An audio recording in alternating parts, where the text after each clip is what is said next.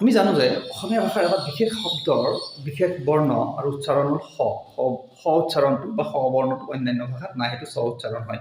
কিন্তু অসমীয়া স বৰ্ণটোৰ এটা ব্যতিক্ৰম আছে।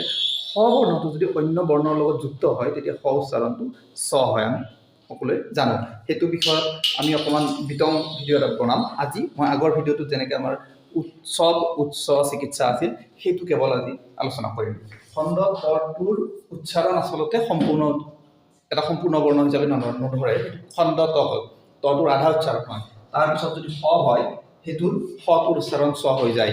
একেই সৰ লগত যদি অন্য বৰ্ণ যুক্ত হয়, যেনেকৈ স উচ্চাৰণ চ হয়, সেইটো আধা উচ্চাৰণ হয়। এইটোক আমি যুক্তৰ বৰ্ণ হিচাপে ধৰিব পাৰি, যিহেতু এইটো খণ্ড বৰ্ণ, খণ্ড ত ব্যঞ্জনান্তটোক খণ্ড ত হয়। আৰু সেইটোৰ পিছত যদি স থাকে, সেইটো যুক্তিতে বা সেইটো নিয়মৰ আধাৰতে স উচ্চাৰণ চ হ'ব। আৰু এটা ভিডিঅ' বনাম স উচ্চাৰণক লৈ।